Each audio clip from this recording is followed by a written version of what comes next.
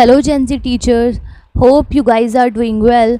सो आज हम करेंगे बीएड का पेडागोजी का साइंस 1 का पेपर, जो आपका सब्जेक्ट कॉम्बिनेशन है फिज़िक्स और केमिस्ट्री का। ये राजा महेंद्र प्रताप सिंह स्टेट यूनिवर्सिटी का एग्ज़ाम पेपर है। अगर आप आगरा यूनिवर्सिटी के हैं तो भी ये एग्ज़ाम पेपर आपके लिए बहुत यूज़फुल है, तो इसे ज़रूर देखिएगा। और इसकी जो प्लेलिस्ट हैं वो भी आपको डिस्क्रिप्शन में लिंक मिल जाएगा, वहाँ जाके सारे प्रीवियस ईयर पेपर अपना देख सकते हैं। प्रीवियस ईयर पेपर्स आपके लिए बहुत इंपॉर्टेंट हैं क्योंकि काफ़ी सारे क्वेश्चंस ऐसे के ऐसे ही आ जाते हैं। तो स्टार्ट करते हैं।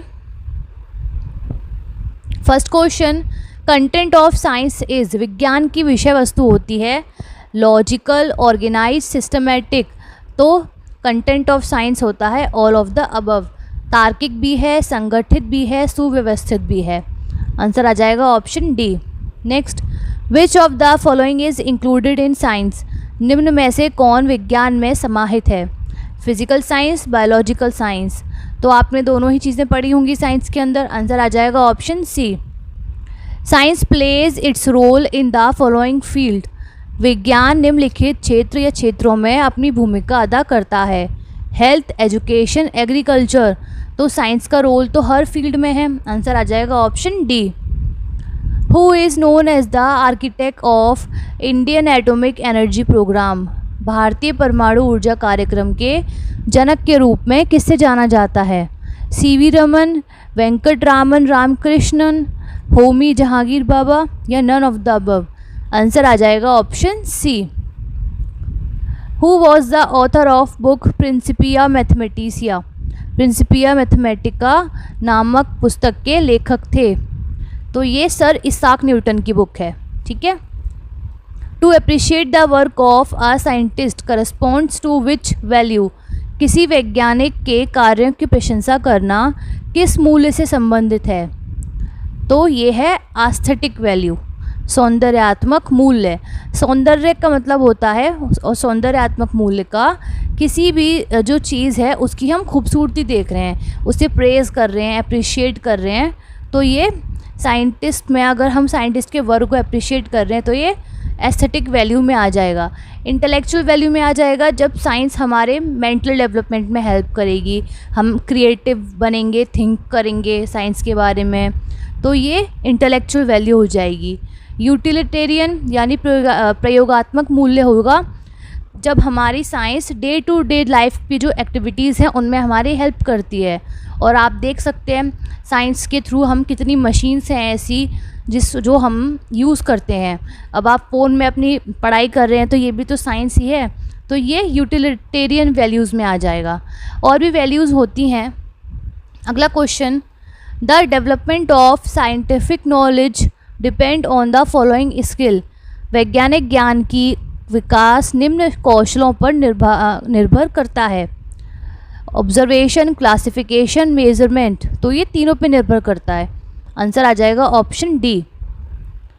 Objectives of physical science at secondary level, माध्यमिक स्तर पर भौतिक विज्ञान शिक्षण के उद्देश्य हैं to develop interest in students toward environment and nature, nature और इन्वायरमेंट के प्रति बच्चों का इंटरेस्ट जगाना। ये प्राइमरी एजुकेशन, प्राइमरी लेवल पे ऑब्जेक्टिव होगा।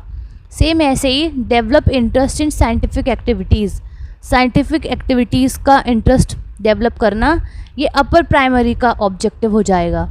सेकेंडरी लेवल पे बच्चे अपने इन्वायरमेंट के से जो उनकी जो सोशल यूटिलिटी है, to understand the social utility of physical science, जो साइंस का सामाजिक यूज़ है उसके बारे में जानते हैं कि जैसे मशीन्स कैसे हमारे सोसाइटी में हेल्प करेंगी, हमारे लाइफ को कैसे आसान बनाएंगी, इस पे फोकस करेंगे। तो आंसर आ जाएगा option B. Which of the following is not a specific objective, निम्न में से विशिष्ट उद्देश्य नहीं है। To study the nature of solid, liquid, gas. Objectives देखो दो तरीके के होते हैं, एक तो स्पेसिफिक और दूसरा जनरल। जनरल ऑब्जेक्टिव्स होते हैं किसी एक पर्टिकुलर सब्जेक्ट से क्या क्या उद्देश्य हमारे पूरे हो सकते हैं। जैसे साइंस से हमारा क्या उद्देश्य पूरा होगा, हमारी जो थिंकिंग है वो साइंटिफिक होगी, हम जो पुराने विचारधाराएं हैं, जो हमारे अंधविश्वास हैं, हम उनसे आगे उठेंगे। तो ये जनरल ऑब्जेक्टिव्स हैं। स्पेसिफिक ऑब्जेक्टिव, किसी एक पर्टिकुलर टॉपिक से हमारे क्या उद्देश्य पूरे होंगे। जैसे अब मान लीजिए आप सेल चैप्टर पढ़ रहे हैं, तो उससे आपका क्या उद्देश्य पूरा हो सकता है। आप अपनी बॉडी के बारे में जान सकते हैं, आपकी बॉडी कैसे बनी है आप ये जान पाएंगे, अलग अलग ऑर्गेनिज्म किस तरीके से बने हैं आप ये डिफ़ाइन कर पाएंगे। तो ये स्पेसिफिक ऑब्जेक्टिव है। तो ऑप्शंस देख लेते हैं। To study the nature of solid liquid gas. अब देखो यहाँ एक पर्टिकुलर टॉपिक की स्टडी पढ़ रहे हैं, तो ये स्पेसिफिक ऑब्जेक्टिव है। To study the properties of electromagnet, electromagnet की प्रॉपर्टीज़ पढ़ना, एक पर्टिकुलर टॉपिक पढ़ रहे हैं तो ये भी स्पेसिफिक ऑब्जेक्टिव है। To develop creative thinking in student, creative thinking जितनी भी साइंस के टॉपिक होंगे वो हर किसी से डेवलप होगी, तो ये जनरल ऑब्जेक्टिव है। आंसर आ जाएगा option C. Classification of cognitive aspect was presented by, ज्ञानात्मक पक्ष का वर्गीकरण प्रस्तुत किया गया था ब्लूम ने 1956 में। Which is not related with affective domain, भावात्मक पक्ष से संबंधित नहीं है। तो अफेक्टिव डोमेन के स्टेप्स क्या क्या होते हैं। सबसे पहले रिसीविंग, रिस्पॉन्डिंग, वैल्यूइंग, ऑर्गेनाइजिंग और कैरेक्टराइजिंग। सबसे लोअर लेवल का होता है रिसीविंग और हायर लेवल का होता है कैरेक्टराइजिंग। तो इसमें कौन सा नहीं है ऑप्शन में, रिसीविंग है, रिस्पॉन्डिंग है, एप्लीकेशन नहीं है। एप्लीकेशन कॉग्निटिव लेवल का एस्पेक्ट है, तो आंसर आ जाएगा ऑप्शन बी, अनुप्रयोग।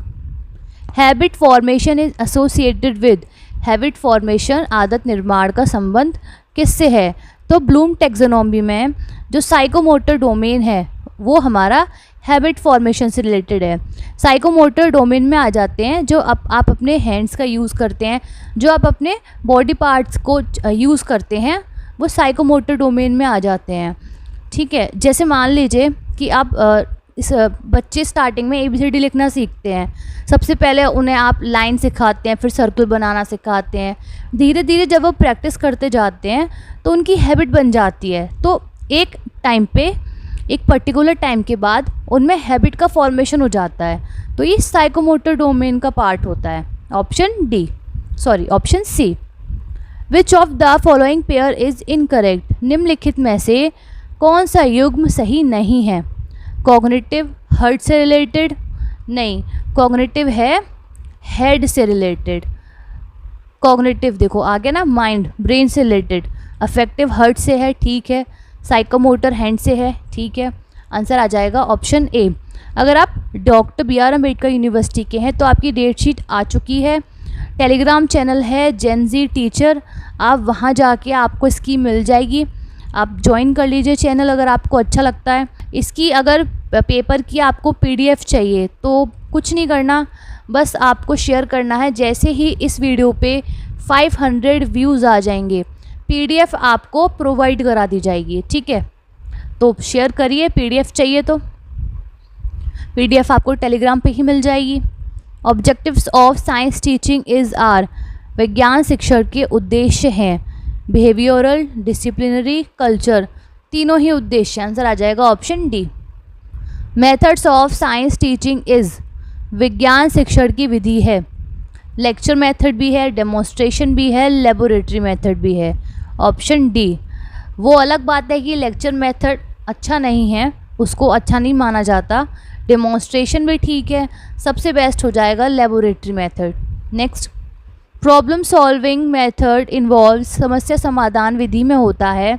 प्रॉब्लम सॉल्विंग विधि में सबसे पहले एक प्रॉब्लम होगी, ठीक है, उसके बाद आप कलेक्शन करेंगे फैक्ट्स का, इसके बीच में आप हाइपोथेसिस भी बनाते हैं अपनी, हाइपोथेसिस के बेस पे डाटा का कलेक्शन करते हैं, फिर उस डेटा को एनालाइज करते हैं, उसके बाद आप निकालते हैं कि आपकी प्रॉब्लम सेटिस्फाई हो पाई है, सॉल्व हो पाई है या नहीं, डेटा को अप्लाई करके। तो आंसर आ जाएगा option D, all of these. Exponent of 5 step system is, पंचपदीय प्रणाली के प्रतिपादक हैं हर्बर्ट। ये जो 5 स्टेप सिस्टम था ये लेसन प्लान के लिए है, जिसके 5 स्टेप्स क्या क्या हैं, preparation, presentation, association, generalisation, application. Preparation, सबसे पहले आप प्रिपेयर करेंगे अपने लेसन प्लान को, फिर उसे प्रेजेंट करेंगे, प्रीवियस नॉलेज के साथ उसे एसोसिएट करेंगे, फिर उसको जनरलाइज कर देंगे, देन उसका एप्लीकेशन होगा। According to NCERT the duration of micro teaching cycle is, NCERT के अनुसार सूक्ष्म शिक्षण चक्र की अवधि है 36 मिनट की। 6 मिनट हर स्कल्स को दिए जाते हैं। ये सबसे पहले D.W. एलन ने डिस्कवर किया था, मतलब यूज़ किया था 1963 में। किस यूनिवर्सिटी में? ऑक्सफोर्ड यूनिवर्सिटी में। इंडिया की बात करें तो इंडिया में इसको प्रचलित करने का श्रेय जाता है D.D. तिवारी के पास, जिन्होंने CPI मतलब centre for promoting innovation Allahabad में है, वहाँ पे 1967 में इसको फेमस किया था। Which of the following is are the technique of teaching, निम्न में से शिक्षण प्रविधि कौन सी है? क्वेश्चनिंग टेक्निक, ठीक है। नरेशन टेक्निक, ये भी ठीक है। स्टोरी टेलिंग टेक्निक, ये भी ठीक है। टीचिंग में आप कोई भी यूज़ कर सकते हैं। आंसर आ जाएगा option D. Which of the following is the limitation of lesson plan, निम्नलिखित में से पाठ योजना की सीमा है? अफेक्टिव टीचिंग, लिमिटेशन पूछ रहा है तो अफेक्टिंग टीचिंग लिमिटेशन तो नहीं होगा। प्रीवियस नॉलेज, ये भी लिमिटेशन नहीं है। मैक्सिमम यूज़ ऑफ टाइम, ये भी लिमिटेशन नहीं है। To ignore the age, interest and ability of student, बच्चों की एज, उनकी आयु, रुचि और योग्यता को इग्नोर करना, ये लिमिटेशन है। आपको इन सबको कंसीडर करना चाहिए। ऑप्शन आ जाएगा, आंसर आ जाएगा ऑप्शन डी। करिकुलम मीन्स, पाठचर्या का अर्थ है सब्जेक्ट मैटर, ठीक है। एक्टिविटीज़ और एक्सपीरियंस, जो आपको स्कूल की जो परिस्थितियाँ होती हैं वहाँ मिलता है, ये भी ठीक है। टॉपिक फ्रॉम डिफरेंट कंसेप्ट, अलग अलग कंसेप्ट टॉपिकों में से, ये भी ठीक है। आंसर आ जाएगा ऑप्शन डी। अगर आपको किसी भी क्वेश्चन में डाउट है या आपको लगता है कि किसी पर्टिकुलर क्वेश्चन का आंसर कुछ और होना चाहिए, तो आप मुझे कमेंट सेक्शन में बता सकते हैं। मैं पूरी कोशिश करूँगी आपका डाउट क्लियर करने का, ठीक है। टीचिंग लर्निंग एड्स आर, अधिगम शिक्षण सामग्री हैं। ऑडियो एड्स होते हैं, वीडियो एड्स ये भी होते हैं, और ऑडियो वीडियो एड्स ये भी होते हैं। Which is not a characteristic of good text book, अच्छी पाठ्यवस्तु का गुण कौन सा नहीं है? लैंग्वेज, बुक की सिंपल और क्लियर होनी चाहिए, ये तो गुड है। डायग्राम्स उसमें होने चाहिए, ये भी है। गुड क्वालिटी पेपर नहीं यूज़ करना चाहिए, ये गलत बात है। तो आंसर आ जाएगा option C. Slide is used in, slide कहाँ यूज़ होती है? बुक में होती है आपके? नो। CPU में? नहीं। प्रोजेक्टर्स में होती है, option A. Which is not a type of curriculum, निम्न में से पाठचर्या का एक प्रकार नहीं है। तो करिकुलम सब्जेक्ट सेंटर्ड होता है, स्टूडेंट सेंटर्ड होता है, टीचर सेंटर्ड होता है, कोर करिकुलम होता है, तो ये सारे ही हैं। क्या नहीं है? इंडिविजुअल करिकुलम नहीं है। Type of content organisation is are, विषय वस्तु के संगठन का प्रकार है साइकोलॉजिकल ऑर्गेनाइजेशन, ठीक है। लॉजिकल भी ठीक है, स्पाइरल ये भी ठीक है। आंसर आ जाएगा option D. The co curricular activities of science are, विज्ञान की पाठ्य सहगामी क्रियाएँ हैं। साइंस क्लब होना चाहिए, ठीक है। साइंस एक्सर्शन यानी भ्रमण, ये भी ठीक है। म्यूज़ियम भी ठीक है। आंसर आ जाएगा ऑप्शन डी। इवैल्यूएशन मीन्स, मूल्यांकन होता है। मेजरमेंट, वैल्यू जजमेंट, ग्रेडिंग तीनों ही होता है। Answer option D. Characteristic of evaluation is, मूल्यांकन की विशेषता है। Evaluation is continuous and comprehensive process, yes. Evaluation is not an educational process, ये एक एजुकेशनल प्रोसेस नहीं है, गलत बात है। Education is a narrow process, ये एक संकुचित प्रक्रिया है, नहीं। एजुकेशन ब्रॉड प्रोसेस है। इसमें आपके ऊपर पढ़ा था ना, मेज़रमेंट भी आ जाता है। मेज़रमेंट मतलब आपके कितने मार्क्स हैं, जैसे 100 में से 50 हैं, 60 हैं। वैल्यू जजमेंट, वैल्यू जजमेंट मतलब आपके जो मार्क्स हैं उससे क्या पता चल रहा है, आपको कहाँ इम्प्रूवमेंट की ज़रूरत है, कौन सा आपका फील्ड स्ट्रॉन्ग है, कौन सा वीक है, ये। ग्रेडिंग, क्या ग्रेड्स आए हैं, तो तीनों ही हैं। इसका मतलब नैरो प्रोसेस तो ये नहीं है। तो करेक्ट आंसर क्या आ जाएगा? Option A. कंटिन्यूस है, सतत चलने वाली है। जैसे अब पीरियडिक असेसमेंट होते हैं बच्चों के, हर 2 महीने बाद पेपर आ जाते हैं। कंप्रिहेंसिव हैं, विस्तृत हैं, सभी फील्ड्स को देखकर उनका रिपोर्ट कार्ड बनता है। सिर्फ एजुकेशन को देखकर ही नहीं, उनकी एक्टिविटीज़, उनकी हैंड राइटिंग कैसी है, स्कूल में बिहेवियर कैसा है, सब चीज़ों को देखकर उनका इवैल्यूएशन किया जाता है। Most reliable scale of measurement is, मापन का सर्वाधिक विश्वसनीय स्केल है ratio, option A. According to NEP 2020 a main change is, नई शिक्षा नीति में मुख्य परिवर्तन क्या है? एग्जामिनेशन का नहीं, स्कॉलरशिप नहीं, क्रेडिट पॉइंट्स का है। इसमें इस बार क्रेडिट पॉइंट्स को देने की बात हुई है। एक्शन रिसर्च इन्वॉल्व्स, क्रियात्मक अनुसंधान में समाहित है development of new fact, development of new principle, solution of present problem. Answer आ जाएगा ऑप्शन सी। एक्शन रिसर्च होता है कोई भी आपकी जो स्कूल में, स्कूल की एडमिनिस्ट्रेशन में या कोई भी स्कूल से रिलेटेड कोई भी प्रॉब्लम है, उसको आप साइंटिफिक तरीके से कैसे सॉल्व कर सकते हैं, ये एक्शन रिसर्च के अंदर आता है। Which is the first step of scientific method, वैज्ञानिक विधि का प्रथम पद कौन सा है? तो hypothesis formulation. Making an observation, ये इसके बाद आएगा। एक्सपेरिमेंट इसके भी बाद आएगा। इससे पहले आ जाता है प्रॉब्लम निकालना, यानी प्रॉब्लम सेलेक्ट करना। What is the meaning of assessment as learning in science, विज्ञान को सीखने के रूप में आकलन का क्या अर्थ है? असेसमेंट एज लर्निंग, 3 टाइप के असेसमेंट होते हैं आपके, assessment as learning, assessment for learning और असेसमेंट ऑफ लर्निंग। एज और फॉर आपके लगभग सेम है। असेसमेंट ऑफ लर्निंग में आता है आपका जो आपने सीखा है उसका क्या असेसमेंट हुआ, उसका इवैल्यूएशन, तो ये इसमें समेटिव असेसमेंट आ जाते हैं।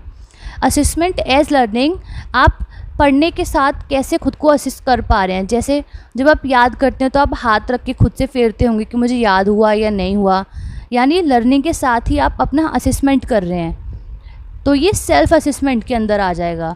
असेसमेंट फॉर लर्निंग का मतलब है असेसमेंट लर्निंग का असेसमेंट, जैसे आपके FA होते हैं, अब आपके पीरियडिक असेसमेंट होते हैं, पहले FA होते थे, तो ये इसके अंदर आ जाएगा। तो ये क्या पूछ रहा है? असेसमेंट एज लर्निंग, तो इसका आंसर आ जाएगा option C. Why is formative assessment important in science, विज्ञान में रचनात्मक आकलन क्यों महत्वपूर्ण है? कंडक्ट करने में इजी है, ठीक है, डायग्नोस्टिक होता है, ठीक है, आपकी प्रॉब्लम्स पता चल जाती हैं, developing scientific temper in student, ये भी ठीक है, आंसर आ जाएगा ऑप्शन डी। फॉर्मेटिव असेसमेंट सिर्फ साइंस में नहीं, हर सब्जेक्ट में इम्पोर्टेंट है। Which of the following is not child centred method, निम्न में से कौन सी बालक केंद्रित विधि नहीं है? चाइल्ड सेंटर्ड मेथड नहीं है, तो लेक्चर सेंटर्ड, ये चाइल्ड सेंटर्ड नहीं है। प्रोजेक्ट, डिमॉन्स्ट्रेशन, लेबोरेटरी, ये तीनों ही चाइल्ड सेंटर्ड होते हैं। आंसर आ जाएगा option A. Who introduce heuristic method for science teaching, विज्ञान शिक्षण के ह्यूरिस्टिक विधि का प्रतिपादक कौन है? आर्मस्ट्रॉन्ग। ह्यूरिस्टिक मतलब खोज विधि। Which of the following is not a domain of Bloom taxonomy, Bloom taxonomy का डोमेन कौन सा नहीं है? आपने 3 पढ़े होंगे, कॉग्निटिव, अफेक्टिव और साइकोमोटर, कौन सा नहीं है? Option D. Who develop project method for teaching science, science के लिए प्रोजेक्ट मेथड किसने डेवलप किया था? किलपैट्रिक ने, ऑप्शन सी। एरिस्टोटल ने इंडक्शन मेथड, और आर्मस्ट्रॉन्ग आप ऊपर पढ़ चुके हैं ह्यूरिस्टिक मेथड। ऑब्जेक्टिव्स आर, उद्देश्य हैं, इमीडिएट, ठीक है, कैन अटेन गोल्स, ये भी ठीक है, answer will be option C, A and B both. Which of the non teaching aid, non teaching aid इसमें कौन सा नहीं है, यानी शिक्षण सामग्री नहीं है? फिल्म प्रोजेक्टर होता है, टेप रिकॉर्डर ये भी होता है, बुक्स ये भी आपकी टीचिंग एड है, कौन सा नहीं है? कंप्यूटर। आंसर ऑप्शन ए आ जाएगा। देखो वैसे तो कंप्यूटर भी होता है, लेकिन ये तीनों सबसे ज़्यादा यूज़ होते हैं टीचिंग में, टीचिंग एड्स में। कंप्यूटर फिर भी एक बार को नहीं यूज़ कर पाएंगे, छोटे बच्चे नहीं यूज़ कर पाएंगे, बट ये सभी लेवल के लोग यूज़ कर सकते हैं, तो बेस्ट आंसर इसमें ये तीनों हैं। Method is a masters master, विधि मास्टर का मास्टर है, ये किसने कहा? Talleyrand, option D. Celebrate national science day किस दिन? 28 फरवरी को।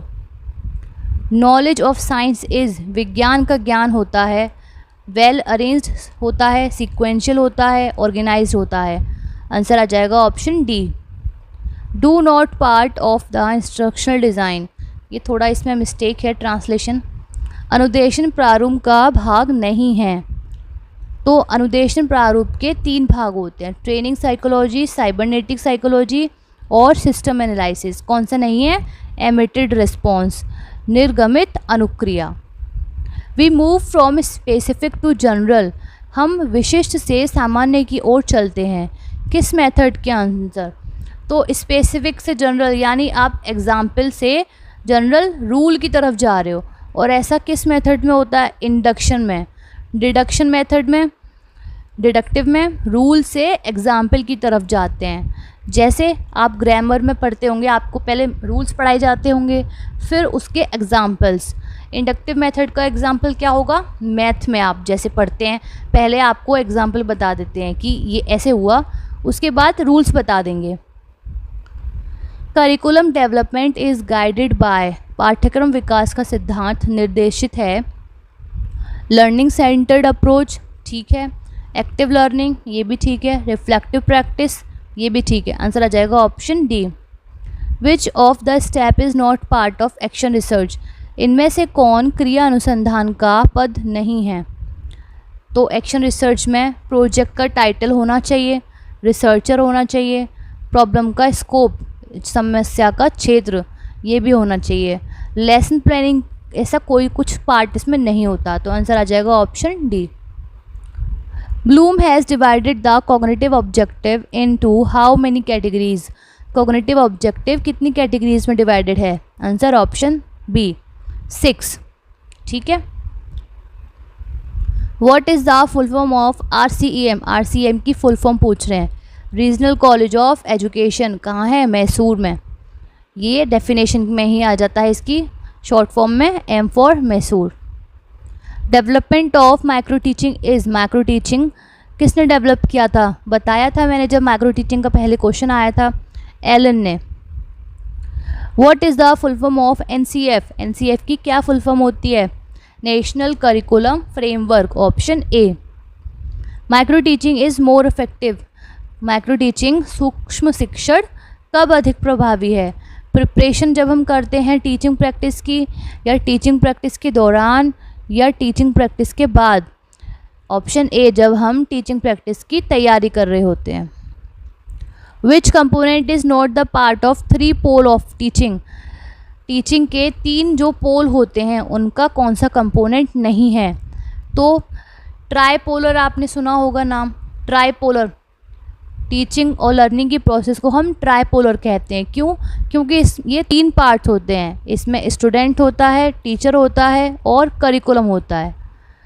ये किसने कहा था? जॉन ड्यूवी ने, ठीक है। तो ये भी आ सकता है। आंसर आ जाएगा ऑप्शन डी। अच्छा, इससे पहले इसको बायपोलर भी कहा गया था। बायपोलर जिसमें आपके सिर्फ स्टूडेंट और टीचर आते थे, करिकुलम बाद में ऐड हुआ, इसीलिए अब आपके करिकुलम पे ज़्यादा फोकस किया जाता है। ये कहा था एडम्स ने, ठीक है, एडम्स ने कहा था। Good teacher is one who, एक अच्छा शिक्षक वह है जो gives teacher is one who, ये तो ऑप्शन ही गलत है। Explain concept and principle, concept और प्रिंसिपल को एक्सप्लेन करे, कोई भी कर सकता है ये चीज़। तो give printed notes to student, no. Inspire student to learn, जो बच्चों को सीखने के लिए प्रेरित करे। Answer option D. Out of the following one is not the tool of evaluation, निम्नलिखित में से कौन सा एक मूल्यांकन उपकरण नहीं है? Observation, rating scale, reliability, remedial test. तो ये तीनों ही इवैल्यूएशन के टूल हैं, रिलायबिलिटी नहीं है। Option C. आगे बढ़ने से पहले अगर आपको इसके अपने एग्ज़ाम्स के और प्रीवियस ईयर पेपर्स भी करने हैं तो डिस्क्रिप्शन में आपको सारी प्लेलिस्ट मिल जाएंगी, आप वहां जाकर देख लीजिएगा, ठीक है। वो प्लेलिस्ट अगर आप डॉक्टर BR अम्बेडकर यूनिवर्सिटी के हैं तो प्लेलिस्ट मैंने राजा महेंद्र प्रताप सिंह यूनिवर्सिटी के अकॉर्डिंग सेमेस्टर वाइज लगा रखी है, तो आप वहाँ से ढूंढ लीजिएगा कि आपके मतलब कि कौन कौन से पेपर्स हैं, right. Who has developed the psychomotor domain. Psychomotor domain को हम कॉग्निटिव डोमेन भी कहते हैं, यहाँ पे थोड़ा स्पेलिंग मिस्टेक है। क्रियात्मक पक्ष का वर्गीकरण किसने प्रस्तुत किया था? सिम्पसन एंड हैरो ने। Option B. Which teaching method place the student as the original discover. कौन सी शिक्षण पद्धति बालक को मौलिक अन्वेषक की दशा में रखती है? तो ह्यूरिस्टिक मेथड। ह्यूरिस्टिक मेथड खोज विधि जिसे कहते हैं, अनुसंधान पद्धति, ये बच्चों को एक छोटे साइंटिस्ट की तरह मानता है। In which teaching method student are passive. किस मेथड में बच्चे पैसिव होंगे? प्रॉब्लम सॉल्विंग में, इसमें तो बच्चे एक्टिव होंगे। इंडक्टिव, इसमें भी एक्टिव होंगे। लेबोरेटरी मेथड, इसमें भी एक्टिव। लेक्चर मेथड ऐसा है जिसमें बच्चे पैसिव होंगे। Option C. Who has developed the heuristic teaching method. Repeat हुआ है क्वेश्चन, आर्मस्ट्रॉन्ग आ जाएगा answer option D. Which method is suitable to teaching principles of Archimedes. Archimedes का सिद्धांत किस शिक्षण विधि से संभव है? आर्किमिडीज़ का प्रिंसिपल आई होप आपको याद होगा, फिजिक्स का क्या था, तो ये डेमोन्स्ट्रेशन के थ्रू बता सकते हैं, इसको डेमोन्स्ट्रेट करके। Option C. Which one of the following step is not a part of lesson planning. निम्नलिखित में से कौन सा पद पाठ योजना का नहीं है? तो general objective, specific objective.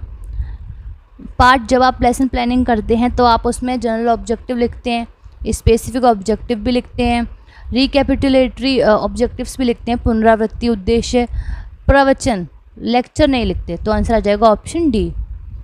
What is the characteristic of micro teaching. सूक्ष्म शिक्षण की क्या विशेषताएं होती हैं? एक स्किल्स पे एक टाइम में फोकस किया जाता है, ठीक है। Emphasise is laid on more than one skill at a time. एक टाइम पे एक से ज़्यादा स्किल पे फोकस करते हैं, नहीं। इट टेक लेस टाइम, ठीक है। तो ए और सी ठीक है, तो आंसर आ जाएगा option D, A and C. Next, focusing is a component of a teaching skill of. भाव केंद्रीकरण शिक्षण कौशल का एक घटक है। फोकसिंग, तो फोकसिंग किसका कंपोनेंट है? स्टिमुलस वेरिएशन का। Option B. आपको जो माइक्रो टीचिंग की फाइल्स मिली होंगी ना, उसमें स्टार्टिंग के पेजेस में आपके सारे माइक्रो टीचिंग के स्किल्स दे रखे होंगे, तो वहाँ पे कंपोनेंट्स भी दे रखे होते हैं। तो एक बार आप एग्ज़ाम से पहले उन्हें ज़रूर पढ़ के जाइएगा। One of the most effective method of science teaching is. विज्ञान शिक्षण की एक सर्वाधिक प्रभावशाली विधि है। लेक्चर मेथड, नहीं। Discussion method, no. Problem solving, ठीक है। ह्यूरिस्टिक मेथड, ये सबसे बेस्ट है, तो आंसर आ जाएगा ऑप्शन डी, यानी खोज विधि। One of these is not a principle of curriculum construction of science. इनमें से एक विधि के पाठ्यक्रम निर्माण का सिद्धांत नहीं है। प्रिंसिपल ऑफ एक्टिविटी सेंटर्डनेस, ठीक है। इवैल्यूएशन का प्रिंसिपल, ये कोई प्रिंसिपल नहीं होता। प्रिंसिपल ऑफ चाइल्ड सेंटर्डनेस, ये भी ठीक है। क्रिएटिव प्रिंसिपल, ठीक, आंसर आ जाएगा option B. Model is related to. Model किससे रिलेटेड है? Projection of picture, no. Transparent projection होता है, नहीं। 3 डायमेंशनल प्रेजेंटेशन होता है किसी ऑब्जेक्ट का, option C. A technique of diagnostic testing is. निदानात्मक परीक्षण की तकनीक है। स्टैंडर्ड टेस्ट, लर्निंग, इंस्ट्रक्शन या reinforcement. Answer will be option D, reinforcement, right. Design of lesson plan according to RCEM approach does not consist of. RCEM प्रणाली द्वारा निर्मित पाठ योजना का भाग नहीं है। तो किसका पार्ट नहीं है? RCEM अप्रोच में एक्सपेक्टेड बिहेवियर के ऑब्जेक्टिव्स भी होते हैं, रियल लर्निंग आउटकम्स भी होते हैं, टीचिंग लर्निंग एक्सपीरियंस भी होते हैं, लेकिन रिकैपिटुलेशन नहीं होता। आंसर आ जाएगा option C. Taxonomy of educational objective has been given by. शैक्षिक उद्देश्यों का वर्गीकरण किसके द्वारा किया गया? गैगने, मिलर, रॉबर्ट मिलर या BS ब्लूम। आंसर आ जाएगा option D. In this method of teaching the pupils are led from particular instance to particular instance मतलब किसी एक एग्जाम्पल से जनरल कंक्लूजन मतलब रूल पे जा रहे हैं। तो ऐसा ऊपर मैंने बताया था, एक क्वेश्चन आया था इंडक्टिव मेथड में। Design of the unit planning is इकाई योजना का स्वरूप होता है ब्रॉड या नैरो। आंसर आ जाएगा यूनिट प्लानिंग नैरो होता है, option B. Teacher personality should be, एक शिक्षक का व्यक्तित्व होना चाहिए फ्रेंडली और सिंपैथेटिक होना चाहिए, ह्यूमर और विट होना चाहिए, बोरिंग नहीं होना चाहिए, कहने का मतलब ये है। ऑनेस्टी होनी चाहिए और थोड़ा सीरियसनेस भी होना चाहिए। आंसर आ जाएगा option D. How much duration is fixed for micro teaching, सूक्ष्म शिक्षण चक्र की अवधि क्या होती है? 36 मिनट। रिपीट हुआ है question. Example of audio visual add is, श्रव्य दृश्य सामग्री का उदाहरण है रेडियो, ये ऑडियो एड है। टेप रिकॉर्डर, ये भी ऑडियो है। ब्लैक बोर्ड, ये आपका विजुअल है। बोथ में आ जाएगा टेलीविज़न, जिसमें आपके ऑडियो भी ऐड होते हैं और वीडियो भी होती है। आंसर आ जाएगा ऑप्शन डी। सो आपके आज के पेडागोजी ऑफ साइंस पेपर 1 के सारे क्वेश्चंस हो चुके हैं। आई होप आपको वीडियो अच्छी लगी होगी, आपके लिए हेल्पफुल रही होगी। तो अपने फ्रेंड्स के साथ ज़रूर शेयर करिएगा और लाइक ज़रूर करिएगा, क्योंकि इससे मुझे मोटिवेशन मिलता है। कोई आपका सजेशन है या कोई डाउट है तो कमेंट में ज़रूर बताइएगा। और अगर आपको पीडीएफ चाहिए, पहले पीडीएफ आपको पेड पीडीएफ मिलती थी, लेकिन अब मैंने फ्री प्रोवाइड कराऊंगी। कैसे? बस कुछ नहीं करना, 500 व्यूज़ हो जाएंगे जैसे ही, वैसे ही वीडियो आपको टेलीग्राम पर मिल जाएगी। बस आप शेयर करिएगा ताकि 500 व्यूज़ हो जाएं, ठीक है। और अगर आपको पेपर्स चाहिए, प्रीवियस ईयर पेपर्स की और वीडियोस देखनी है तो डिस्क्रिप्शन में आपको लिंक मिल जाएंगे, वहाँ से आप चेक कर सकते हैं। अगर कोई पेपर नहीं डला है और आप चाहते हैं कि पेपर में डालूँ तो आप कमेंट में मुझे बता सकते हैं, तो मैं पहले वही पेपर डाल दूँगी, ठीक है। All the best for your exams, bye.